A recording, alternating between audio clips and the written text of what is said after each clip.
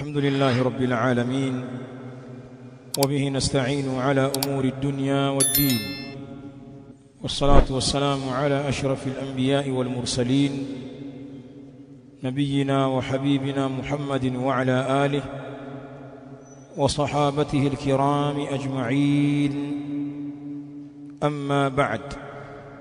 ni ujumbe maalumu ambao tunautoa sisi waumini wa msikiti huu Masjidu Abi Dharr Jundub ibn Junada, msikiti huu wa Markaz, bali ni ujumbe ambao unahusu misikiti yote ambayo iko chini ya msikiti huu, misikiti ya masalafi wa Moshi. Na ujumbe huu ninautoa mimi kwa niaba ya walimu wenzangu mashekhi wa hapa na kwa niaba ya waumini wa msikiti huu. Ujumbe huu tunautoa kufuatia nyakati ambazo tuko nazo hivi sasa, kama alivyogusia ndugu yetu khatibu hafidhahullahu ta'ala Ustadh Ali. Kipindi tulichokuwa nacho ni kipindi nchi yetu inaelekea katika uchaguzi mkuu. Tarehe 29 hapo ya mwezi huu ni siku ya uchaguzi mkuu wa nchi hii. Wanakwenda kuchaguliwa madiwani, wabunge, kadhalika uchaguzi wa rais. Sasa ujumbe wetu sisi masalafi, utaratibu wetu ni kubakia katika mstari wa dini yetu bila kuangalia anafaidika nani na anadhurika nani. Utaratibu wetu sisi wa da'wa hii ni kubakia katika mstari wa Qur'an, kitabu cha Allah, na sunna za Mtume sallallahu alaihi wa alihi wasallam, na njia waliopita as-salafu salih. Hatuangalii atadhurika nani atafaidika nani, maana dini yetu misingi yake ni misingi inayofaa kwenye kila zama na kila mahali. Ujumbe wetu ni huu ambao khatibu ameutoa, ujumbe wa kusisitiza amani na utulivu katika nchi yetu. Sisi hatuko tayari kuona utulivu huu tuliokuwa nao katika nchi hii ukichezewa au ukiwekwa rehani, na hili ni kwa maslahi ya sisi wananchi wenyewe. Inawezekana kuna baadhi ya watu wenye madaraka, labda madaraka yale kwa njia moja au nyingine yamepungua au waliyakosa, wanaona potelea mbali kuliko nikose, wacha tukose wote. Au pana watu wanayatafuta madaraka, wanaona kwamba wenzao wanafaidi sana na wao wameachwa, kwa hivyo lazima na sisi tuyapate madaraka. Watu hawa pengine wameamua liwalo na liwe kuliko wafaidi wenyewe na sisi tuwe nje ya mchezo, potelea mbali tukose wote. Sisi hatukubaliani na mawazo haya kwa sababu tu ya malengo ya watu fulani au kikundi, alafu hili jambo la watu wote zaidi ya watu milioni 60 liharibike kwa sababu ya watu wachache tu. Hatukubali. Ni bora tubakie na shida na matatizo haya na yale, lakini tuna fursa za kujitafutia, tuna fursa za kujikusanya katika mikusanyiko ya dini yetu, tukasoma, tukafanya ibada. Kwa hivyo sisi hatutoshiriki katika fujo yoyote ile. Sasa kuna maneno yanayoenea tunayapata kwenye mitandao ya kijamii, baadhi ya wanasiasa wanayazungumza na wanaharakati mbalimbali kwamba kuna maandamano ya fujo yameandaliwa ya kukwamisha uchaguzi huu wa tarehe 29.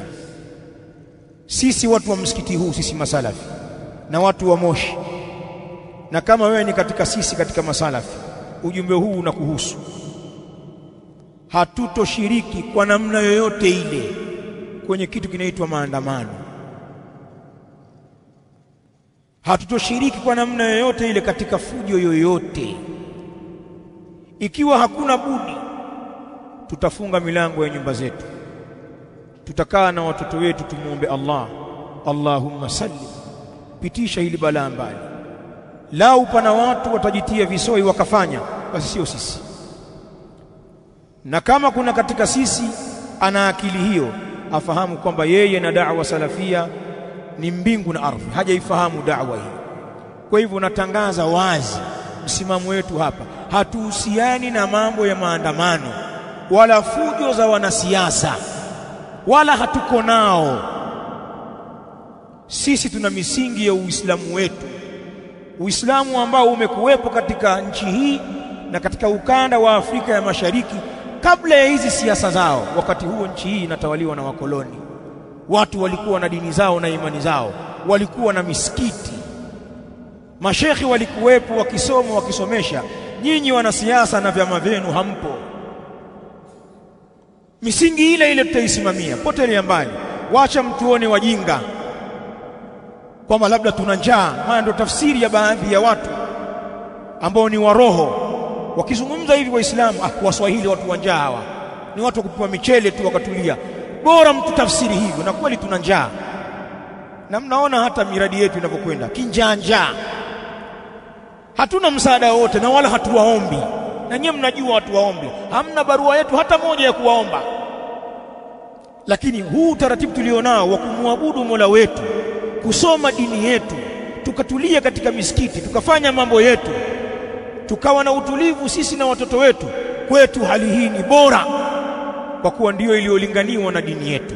Na tunaona ustawi wetu ni mkubwa katika hali hii, kwa sababu sisi Waislamu maisha yetu ni akhira. Hapa tunapita njia.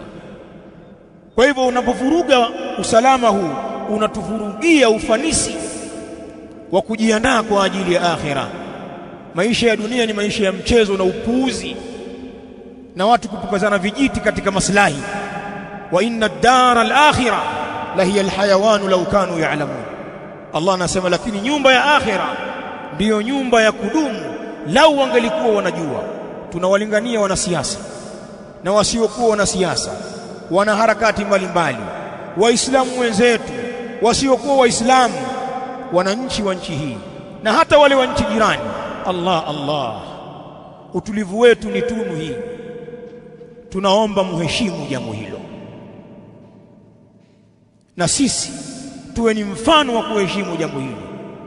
Ad-da'watu as-salafiyya inatukataza kabisa mambo haya, mambo ya maandamano, mambo ya migomo, na watu kujitokeza katika maeneo ya public, kwenye viwanja vya wazi, kwenye barabara kuu, na kuweka vizuizi shughuli zisiendelee eti kwa kukasirika na kuleta mashinikizo labda watawala wafanye kitu fulani.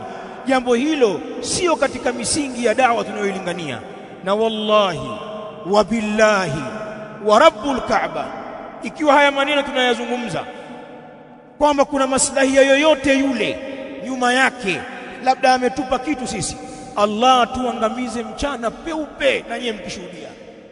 Ikiwa tuna malengo mengine yoyote au tuna maslahi ya kumtumikia yoyote, ni mmoja aliye madarakani au aliyeondoshwa madarakani.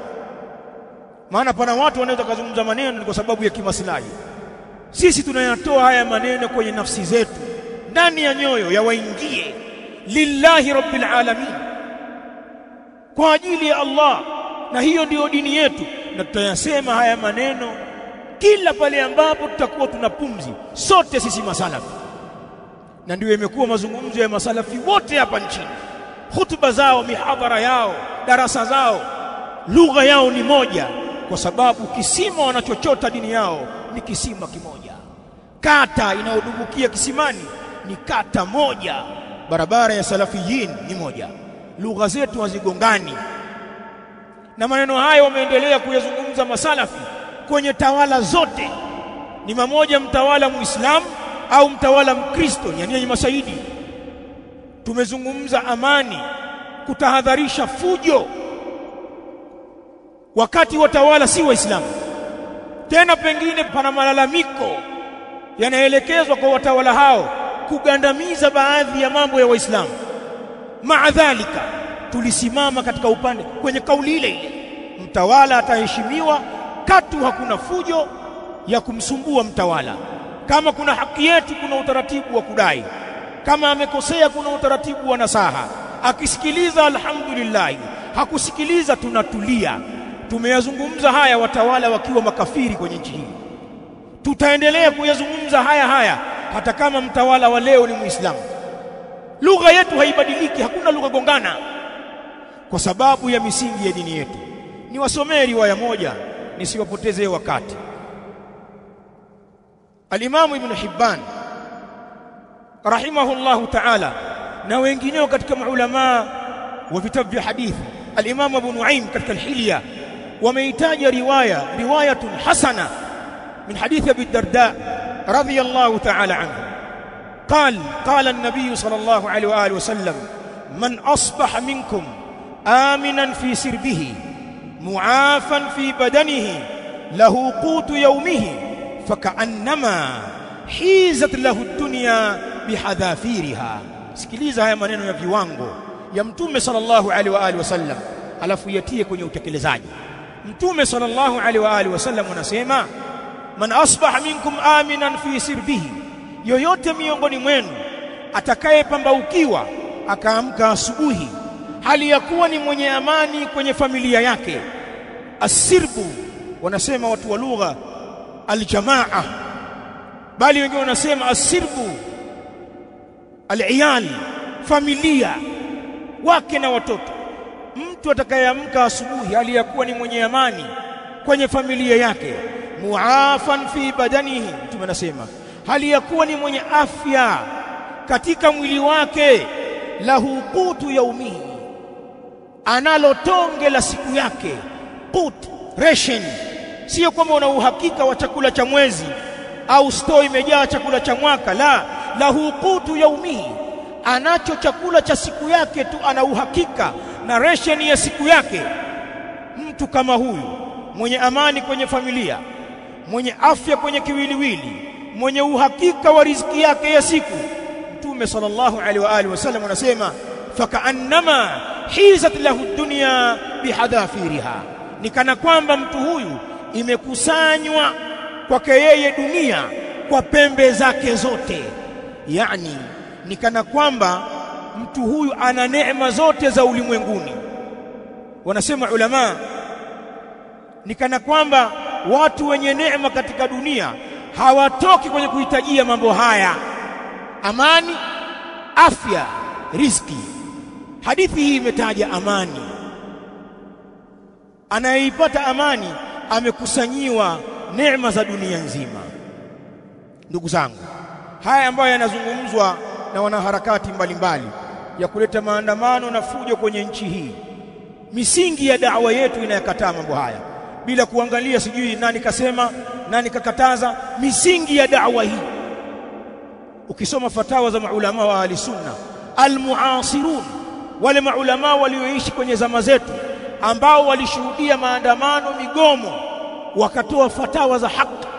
Msome al-allamatu Muhammad Nasiruddin al-Albani rahimahullahu ta'ala, wal-allamatu Abdul Aziz ibn Abdullah ibn Baz rahimahullahu ta'ala, wal-allama Muhammad ibn Salih al-Uthaymin rahimahullahu ta'ala, wal-allamatu muhaddith al-Yamani Muqbil ibn Hadi al-Wadi'i rahimahullahu ta'ala, wal-Fawzan wal-Luhaydan wal-Ghudayyan wa Abdurrazzaq Afifi wal-lajna ad-daima.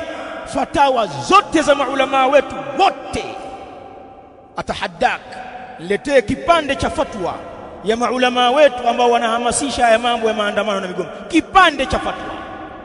Maulama wetu wote kauli yao moja: almudhaharatu walmasiratu walmudarabat laysat wasilatan min wasaili ad-da'wa wa nashr al-islam.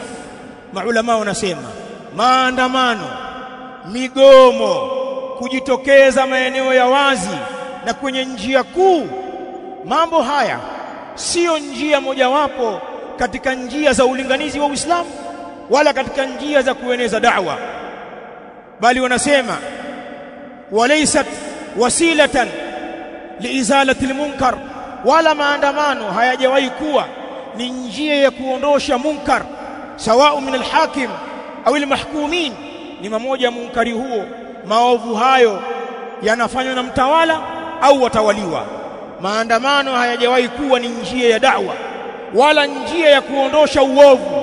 Labda mtawala ni mkandamizaji, dikteta, fisadi, mbinafsi, eti ikawa maandamano ndiyo njia ya kuondosha uovu wake.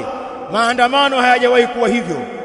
Bal almudhaharat, wanawachuoni wanasema bali haya maandamano laysat min a'mali almuslimin, maandamano si katika matendo ya Waislamu wala si katika tamaduni zao. Maandamano bwana ni mifumo ya kimagharibi. Hao mnawaiga huko Ulaya ndio mifumo yao wanapodai haki kwa watawala wao. Kwa hivyo haina mahusiano kabisa na mifumo ya Kiislamu. Sasa kama wewe ni magharibi au umewiwa na umagharibi au moyo wako umeelekea huko, ni wewe. Sisi ni Waislamu wa magharibi, sisi hatuwaigi, wanatakiwa waige kwetu. Wale makafiri tu, kheri iko kwetu, hawajajua. Na wale waliojua Uislamu wanajutia kwa nini wanakuwa makafiri.